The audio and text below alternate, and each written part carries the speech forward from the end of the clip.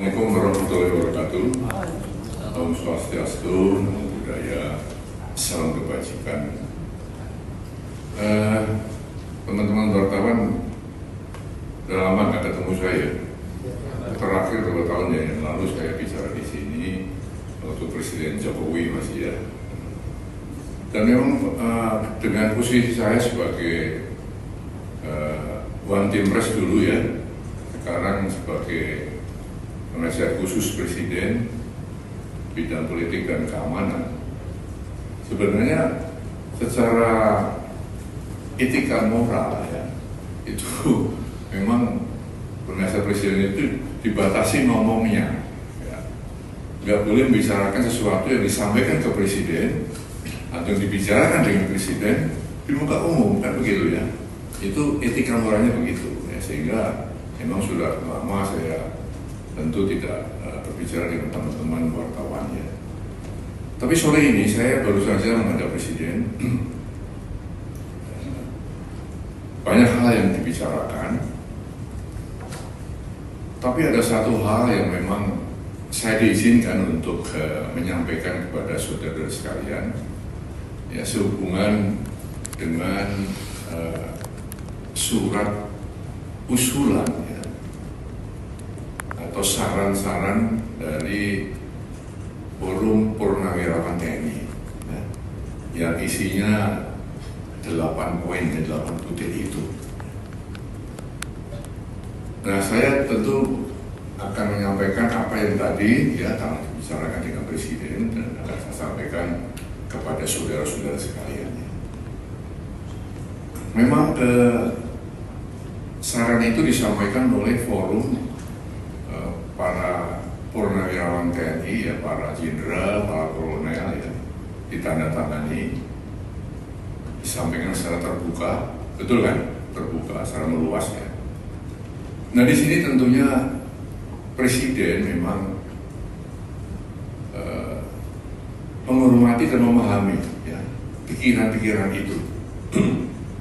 Karena kita tahu beliau dan para purnawirawan satu alma mater ya, satu perjuangan, satu pengabdian, dan tentu punya sikap moral yang sama ya, dengan jiwa sabta marga ya, dan sumpah prajurit itu.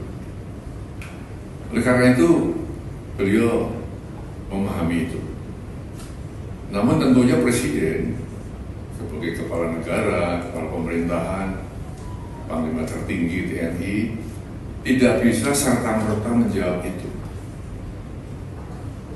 Spontan menjawab tidak bisa, karena apa? Beberapa alasan ya. Yang pertama, kan beliau perlu mempelajari dulu ya isi dari statement itu, isi dari usulan-usulan itu. Dipelajari satu persatu, karena itu masalah-masalah yang tidak ringan ya, masalah yang sangat fundamental ya.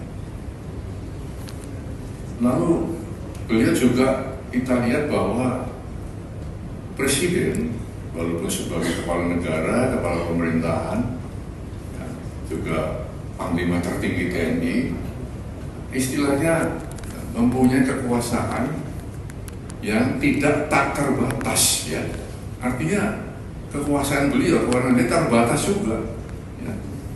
Dalam negara yang kita menganut res politika, ada pemisahan antara ya, eksekutif, legislatif, dan yudikatif. Tidak bisa saling mencampuri di situ.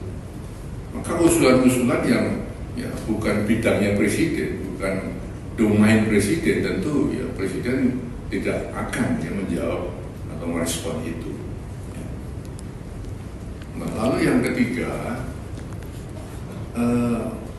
kebijakan Presiden atau keputusan Presiden atau arahan Presiden ya, tidak semata-mata ya, muncul dari satu sumber.